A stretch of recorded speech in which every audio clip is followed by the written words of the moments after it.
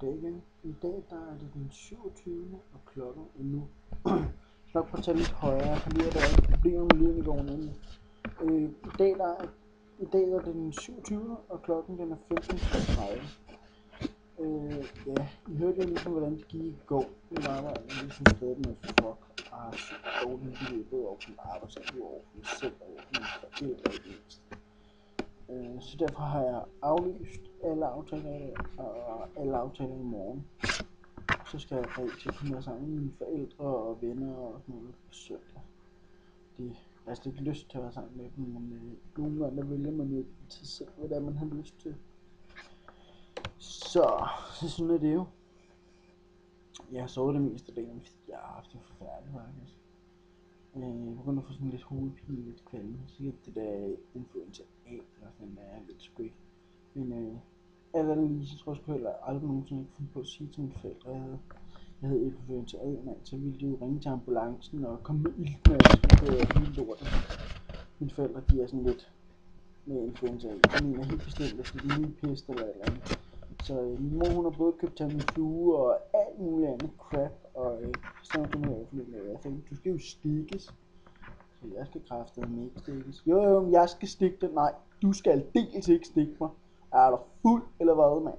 Der skal en eller anden læge med en eller anden hvid kittel, der ser meget, meget professionelt ud til at stikke mig. Du skal kraftedeme ikke stå med frikadellefar og sådan en eller anden knyge, og skal prøve at stikke den ind i min arm, mand. Jo, jeg er sgu ikke junkie endnu. Så mine forældre, de går helt amok over det der influenza. Jeg er sådan lidt, og jeg er tækkelig lidt chill, mand. I Danmark, der tror jeg nok, der er døde 7 mennesker sidste år, ikke også? Der døde der 150 bare på den normale influenza. Så jeg tror bare lige, vi skal tage og slå lidt koldt vand i blodet. Måske skulle jeg faktisk tage en kanyle med koldt vand, og lige skyde den ind i armen på min mor. Det skulle være meget god idé. Prøv det hjemme, hvis din mor er lige så det sagde jeg ikke. Hvis din mor er lige så elsker dig lige så højt som min mor gør, og kun ved dig det bedste hele tiden, så kunne det muligvis være meget god idé lige at tage en kanyle med iskoldt vand. Og så cirka så meget her skal det så være luft i, så lige ind i blodåren. Så tror jeg ikke, hun begynder at proppe noget. Så det er ligesom været min dag i dag. I aften der skal jeg bare sidde og stille sammen med Nick. Nick han sidder herovre og griner over på den anden side. Igen.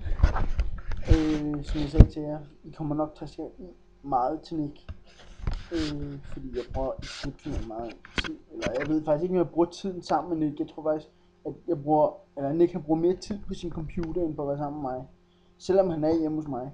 Men det er det samme med mig selv. Altså, Nick og jeg, vi sammen sidder faktisk på hver vores skærm og sidder og glor ind i skærmen. Så er man ligesom social på et helt specielt niveau. Altså sådan, så er vi helt ude, så er vi sociale i cyberspace. Så derfor kunne vi godt finde på at sidde og skrive på MSN sammen. Ja, fordi så er vi jo ligesom sociale sammen med alle de andre. Altså, vi er sociale i en asocial gruppe. Og det er jo fantastisk. Så faktisk er vi muligvis nogle sociale tabere, ligesom alle de andre mennesker, som der sikkert også er derude i dig. Som der kan sidde sammen med dine venner og sidde og sige, jo, det er bare mega irriterende. Hallo tøser og drenge, det kan I altså godt lige tage at fisse af med. Der er ikke noget værre i hele verden end en eller anden spasser, der sidder med en mobiltelefon, når man sidder og snakker sammen. Hvad fanden er det for noget, mand? Jamen, jeg kan godt høre, hvad du siger. Nej, det kan du faktisk ikke. Det kan godt, du kan høre det, men du registrerer det ikke op i hovedet. Så du sidder og er social med en anden. Hallo, hvor du er? Så er sådan lidt. Hvis du gerne vil sidde og skrive og være social med vedkommende, så tag dog hjem til vedkommende. Men når du så er hjemme med vedkommende, så er det kraftigt mig, du så sender sms-beskeder. Keder vi jer bare så meget, at I panik. Nå, se, det var så det dagens stue opstod. I fik faktisk 2 af dem. Men det er nok også sådan mit humør, det er lige pt. Jeg er et surt dumt svin. Det var sådan lidt om min dag i dag. I morgen der skal jeg nok prøve at være lidt mere positiv, når jeg skal snakke til jer. Men jeg tror vi står det for i dag. Så have det rigtig, rigtig godt derude, og husk livet af hvad du gør det til. Det er derfor jeg er skidesur. Hej.